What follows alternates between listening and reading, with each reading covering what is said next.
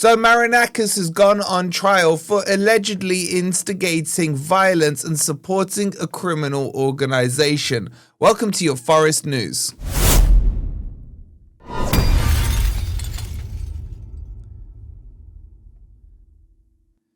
Hi guys, hope you're doing well and welcome to your latest Forest News. Coming up, we're going to give you the details on Marinakis and his trial as he was up in court a few days ago to defend himself.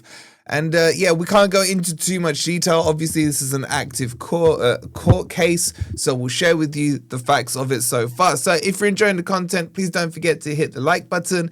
Make sure you're subscribed as well if you're new to Forest Fan TV. And there is a perfect prize right now at Football Prizes. If you want to win this Omari Hutchinson signed, framed with LEDs, all the bells and whistles, and there's limited tickets on this one, go get them now. Yes, Jess, we know you're probably going to. Go scan this QR code or click on the link that's pinned in the comments. It's a rare one and the boy is hot right now. So thank you to Football Prizes for sorting that one out. Let's get into this story. And I think, look, the easiest way to do this, and it's always difficult when we're talking about open court cases and things like that, because I can't really give an opinion on it. I can't say like what my thoughts are, because it's all tied up legally, right? So the best thing for us to do is maybe just bring everyone up to speed who doesn't know about it. So there's an article out here on the BBC. I'm going to run you through it and then we'll have a further discussion on it. It says Nottingham Forest owner Evangelos Marinakis has gone on trial in Athens, accused of instigating football violence and supporting a criminal organisation. The 58-year-old, whose Greek side Olympiacos is accused along with the Greek side Olympiacos is accused along with 4 other board members of 2 misdemeanor counts: inciting violence with statements against authorities and of supporting a criminal group between 2019 and 2024. Marinakis, who has been represented by his lawyer Vasilis Dimakopoulos in court, or however you pronounce that, and the other Olympiacos board members have dismissed misdemeanor charges as groundless. The accusations are totally baseless, says Marinakis' lawyer to the BBC.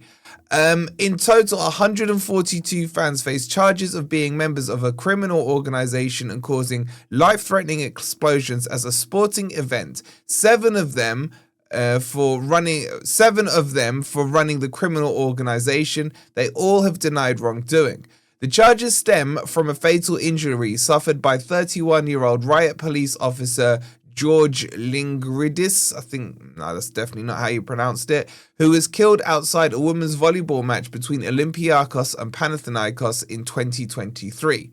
Lingridis was hit by a flare during the clash and died from his injuries weeks later.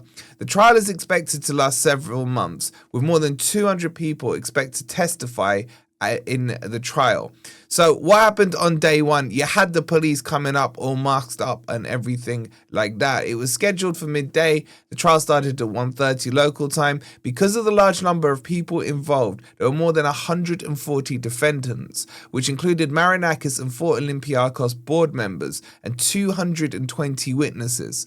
The trial is taking place not in the courthouse, but in a specially designed room next to Kroudelos High Security Prison in southern Attica. The lawyers have requested a larger courtroom, which will be considered by the judges for the next date later this month. I believe is the 25th of November. The court is a 3-member panel. There are 3 senior judges who will rule by majority. Early on Wednesday morning, the streets outside the building were blocked off by police. Some Olympiacos fans gathered, but there was no organised gathering in a show of support to the defendants. Police measures were very strict. There was an ID check on everyone who wanted to enter the courtroom, and metal detectors were used to scan backpacks. There are separate entrances for lawyers and witnesses in the trial, and journalists. A makeshift media centre was set up in an adjacent room. The trial began in absolute silence as the judge took to the bench and requested the presence of the defendants. The name of the defendants and witnesses were read out. Police officers wore hoods and were heavily armed. And the next hearing will take place on the 25th. Okay, so look, first things first, it's tragic anyway in itself to hear that someone lost their life with a flare that hits him and then sustained enough injuries to be a fatality. That in itself is horrific to hear. So thoughts go out to his family and his friends. Of course they do. But this is, again, more and more things that are piling up against Marinakis. Now, I don't know the ins and outs of the case. There's allegations that what he's saying is encouraging this kind of, I guess, hooliganism or ultras or whatever the right word is to say these days within football. And this is why he's up and being kind of put to the stand about it. So it's expected that this one is going to last for quite a while. But there always just seems to be some kind of accusation following Marinakis around. But what I will say is nothing has stuck before.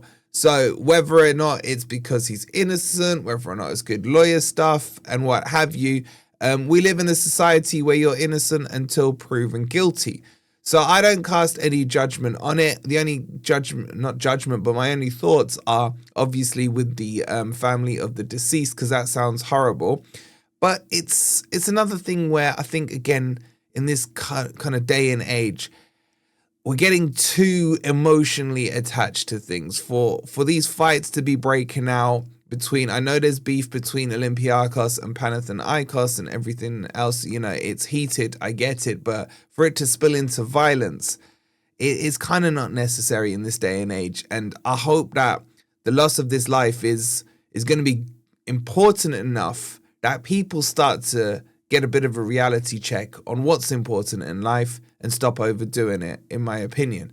But in terms of the case itself, we'll keep you posted about what happens. Whether or not Marinakis is innocent or guilty, that will be for the court to decide. But this is just a story that came up last week, and I didn't really want to talk about it too much. But it is Forest news. It is about our owner. So, here we are sharing the information with you. So get your thoughts in. Do you think this kind of PR is hindering Marinakis? We've seen the stuff with Crystal Palace. When they put their sign up, they're going to be reprimanded over that when they had Marinakis holding up a weapon to Gibbs White's head and things like that. So they're going to have to face the charges for that because, again, they were accusations. Yes, they were done in tongue-in-cheek. I found that the whole thing, in the spirit of what it was done in, but not according to the FA. So the FA are raising charges on that as well. But that's kind of all we can really say on it because it's an active court case. So get your thoughts in the comments down below. Make sure you've checked out Football Prizes. Scan that QR code. Go grab your Amari Hutchinson tickets. They're very limited. If you haven't already, please don't forget to like and subscribe. Go check out the Callum Owendo video from yesterday because he might be leaving if you haven't seen it already. I'll leave it on the end screen. Come on, you Reds.